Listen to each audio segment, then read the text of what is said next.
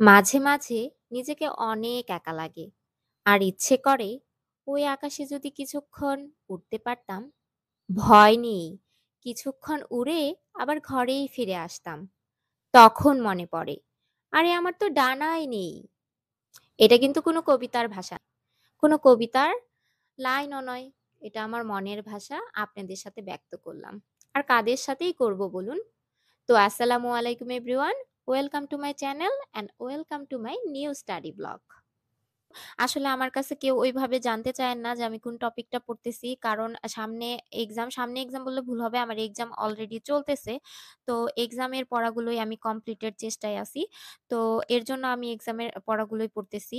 আ আর ক আ আমি তো আগেই বলেছি যে কম্পিটিটিভ এক্সামের পড়াগুলো আমি একটু মানে কমিয়ে দিয়েছি। এখন যেহেতু পড়তে পারতেছি না, কিন্তু এক্সামটা শেষ হলেই ইনশাআল্লাহ আমি পুরা মাত্র মানে নিয়ে নামবো। আমার সাথে আপনারাও কিন্তু যোগ দিবেন অবশ্যই।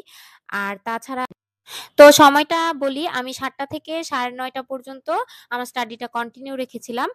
আর শীতের দিনের বিছানার অবস্থা কি বলবো? মানে যতবারই আমি ঠিক করি ততবারই কেউ একজন আসছে, বসছে আর এরকম মানে কম্বলটা মেলে দিয়ে নিয়ে বসছে। তো এটা আমি এইভাবেই রেখেছি। কিচ্ছু করার নাই। আর দেখুন আমার সোফাটা মানে কাপড়ের স্তূপ, এগুলো সব ধোয়া কাপড়। কিন্তু তারপরেও দেখুন স্তূপ হয়ে আছে। তো আমি কাপড়গুলো গুছিয়ে নিয়ে এগুলো সব ওয়ারড্রোবে রাখবো। আর ঘরটা গুছিয়ে নিবো। আজকে তেমন একটা দুপুরের দিকে পড়া হয় নাই আমার। এগুলো করতে, করতে তেমন একটা পড়া হয়নি। আবার মেয়ে এদিক দিয়ে বায়না ধরেছে যে, "মা চলো একটু হেঁটে আসি। ভালো লাগতেছে না।" ওর আবার বিকাল হইলেই মনে হয় যে ভালো লাগে না। একটু ঘুরতে যাইতে হবে। তো আইসা বলতেছে, "মা আমার চুলটা বেঁধে দাও। আমি একটু দুপুর মানে বিকাল হয়ে গেছে। একটু খেলতে যাবো, ঘুরতে যাবো। চলো তুমি আমার সাথে চলো। আমরা দুজনে মিলে একটু হেঁটে আসি। একটু ঘুরে আসি।"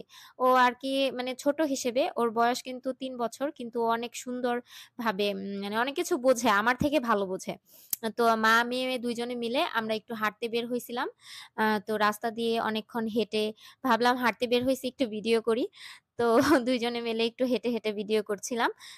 তো আ এই হচ্ছে অবস্থা। তো পরবর্তীতে আমি আবার এই যে বিকালবেলা এসে একটু নাস্তা করে চা খেয়ে আবার পরবর্তী যে স্টাডি স্লটটা শুরু করেছিলাম সেটা হচ্ছে ৭:২৫ থেকে। আমি মানে ৭:০০ র সময় চেষ্টা করেছিলাম কিন্তু হয় নাই।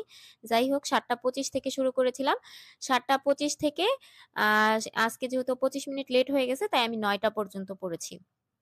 ৯টা পর্যন্ত পড়ে আর এডিটের কাজগুলো আমি দুপুরেই করে রেখেছিলাম। তাই আমাকে করতে হয় নাই।